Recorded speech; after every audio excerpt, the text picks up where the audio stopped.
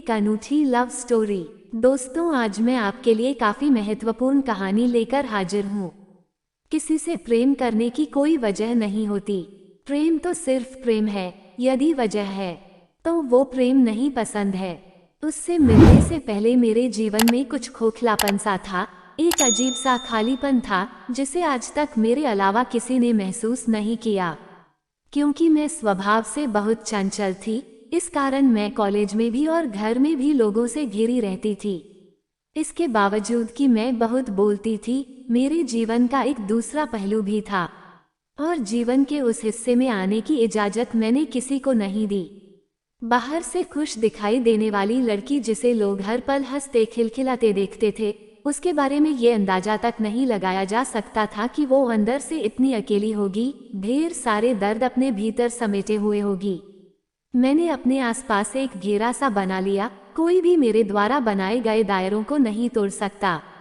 मुझे इस बात पर यकीन नहीं हो रहा था कि वो लड़का मेरे बनाए गए दायरों को तोड़कर मेरी सोच में समाता चला जा रहा है। शुरू में उससे बात करना महज एक औपचारिकता थी। सहपाठी होने की वजह से मेरी और उसकी अक्सर थोड़ी बहुत बातचीत होती रहती, लेकिन मुझे इस बात का इल्म तक नहीं था कि वो मुझे मन ही मन पसंद करता था, मुझसे दीवानों की तरह प्यार करता। ये अलग बात थी कि आज तक उसने इस बात को मेरे सामने कभी जाहिर नहीं होने दिया। मुझे छोटी से छोटी तकलीफ होने पर उसे मुझसे ज्यादा दर्द होता था।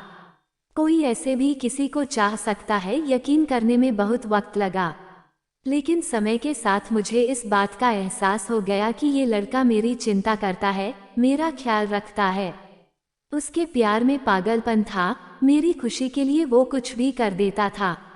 उस लड़के ने बिना इस बात का जिक्र किए कि उसे मुझसे बातें करना अच्छा लगता है, मेरे साथ वक्त बिताना अच्छा लगता है, बड़ी ही चालाकी से मुझसे दोस्ती के लिए पूछा।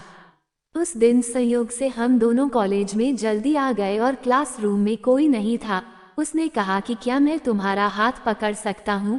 पहले तो मुझे बड़ा आश्चर्य हुआ कि आज इस लड़के को क्या हो गया है, ये इस तरह की बातें क्यों कर रहा है, लेकिन मुझे उस पर पूरा भरोसा था कि वो कोई गलत काम नहीं करेगा। उसकी आंखों में सच्चाई थी और ये बात मैं साफ साफ देख सकती थी। उसने इतनी ऑनेस्टली मेरा हाथ मांगा कि मैं उसे मना नहीं कर पाई और मैंने उसे अपना हाथ दे दिया। उसने मेरा हाथ अपने हाथों में लिया और कहा, क्या तुम मेरी दोस्त बनोगी? तुम मुझे अच्छी लगती हो और मैं तुम्हें एक अच्छा दोस्त देखता हूँ, अच्छा इंसान देखता हूँ और मैं चाहता हूँ कि मैं जिंदगी भर तुम्हारा दोस्त बनकर तुम्हारे साथ रहूँ। उसने इतनी ईमानदारी से अपनी इस बात को मेरे सामने रखा कि मैं ना नहीं कर पाई और मैंने हाँ कर दिया। उस दिन उसने बस इतना ही कहा और चला गया। मुझसे दोस्ती करने की खुशी मैं साफ साफ उसके चेहरे पर देख सकती थी। मैंने इस बात को बड़े हल्के में लिया, हालांकि मुझे ये सोचकर दिन भर बहुत हंसी आ रही कि किस तरह से डरते डरते उसने मेरा हाथ पकड़ा। जब मैंने अपना हाथ उसके हाथों में दिया तो मैं अच्छी तरह से उसकी कांपती हाथों को महसूस कर सकती थी और पूरे दिन उस वाकई को याद करके मुझे हंसी आ रही थी। मैं अकेले में भी बिना बात के हंसे जा रही थी। मेरे आसपास रहने वाले लोग ये देखकर समझ गए थे कि जरूर कोई बात है। अब हम दोनों दोस्त बन गए और उसने बड़ी ही चालाकी से मुझसे किसी भी वक्त फोन पर बात करने की इजाजत मांग ली थी। अब वो मुझसे फोन पर बातें करने लगा। अब उससे बात करना मुझे भी अच्छा लगने लगा। मेरे अंदर क्या चल रहा था मुझे समझ में नहीं आ रहा था। क्यों मैं उसके फोन का इंतजार करने लगी थी, क्यों मैं उसकी ओर खींची चली जा रही थी। शायद उससे अपनी बातें शेयर करना मुझे अच्छा लगने लगा। जब भी मैं उदास होती, किसी को पता चले ना चले उसे पता चल जाता था और वह मेरी उदासी को दूर करने का हर संभव प्रयास करता था। एक दिन उसने मुझसे आई लव यू कहा। मुझे वक्त लगा, लेकिन मैंने भी अपने प्यार का इजहार कर दिया। मेरे हर जन्मदिन पर मुझसे ज्यादा खुश होना, मेरे ऊपर हजारों रुपए मना करने के बावजूद खर्च कर देना, वो दीवाना था मेरा। उसने भी मुझे अपना दीवाना बना लिया। बाइक पर अक्सर घूमने निकल जाना, कॉलेज बंद करके फिल्म देखने जाना, ये सब हमें अच्छा लगने लगा। उसकी पूरी दुनिया बन गई थी मैं, मेरी पूजा करता था वो। मेरे लिए किसी से पंगा लेने से पहले बिल्कुल नहीं सोचता था वो। दिन तेजी से बीतने लगे, हम दोनों दुनिया को भूल चुके थे। प्यार के उस दौर ने हम दोनों को भीतर से बदल दिया। हमने प्यार की ढेरों कस्में खाई और ढेरों वादे किए। वक्त ने करवट लिया। मेरे पिताजी ने 20-21 साल की कम उम्र में ही मेरी शादी पक्की कर दी। अंदर से मेरा हाल भी बेहाल था, लेकिन वह मुझसे ज्यादा बेहाल था। वो किसी भी हद तक जाने को तैयार था मेरा साथ पाने के लिए।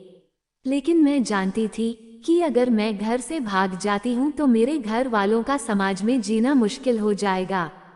कड़े मन से मैंने उसके साथ जाने से इनकार कर दिया। वो हर दिन सैकड़ों बार कोशिश करता कि मेरे फैसले को बदल पाए, लेकिन मैं नहीं मानी।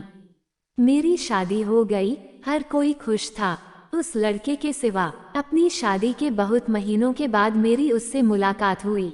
उसने अपना हाल बेहाल कर लिया था। उसने कहा कि वो मुझसे मिलने से पहले भी अकेला था और मेरे जाने के बाद फिर अकेला हो गया है। उसने कहा कि वो हमारे कसमों और वादों को पूरा करेगा।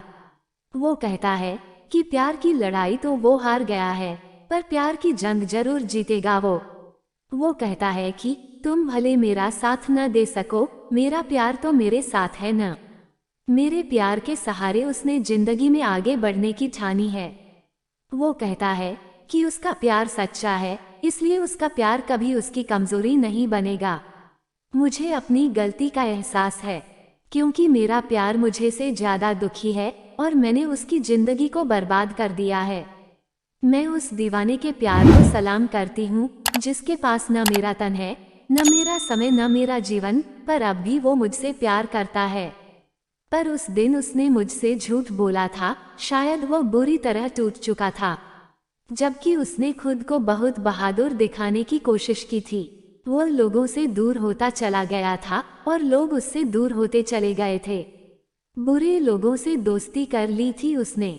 वह शराब, सिगरेट और ड्रग्स का आदी हो गया था। वह बुरी तरह डिप्रेशन का शिकार हो गया और अंत में एक दिन उसने आत्महत्या कर ली। ये था इस कहानी का अंत। मैं न तो जीते जी उसके साथ रह पाई, न उसके अंतिम समय में मैं उसका साथ निभा पाई। उस दौर में जी रहे हैं हम जहां दुश्मन तो आसानी से पहचाने जाते हैं, लेकिन सच्चे या झूठे प्यार को पहचानना दिन ब दिन मुश्किल होता जा रहा है। प्यार कीजिए, लेकिन सोच समझकर। अंधे प्यार का अंत हमेशा बुरा होता है। ये कहानी आपको कैसी लगी, कमेंट बॉक्स में हमें जरूर बताएं। धन्यवाद।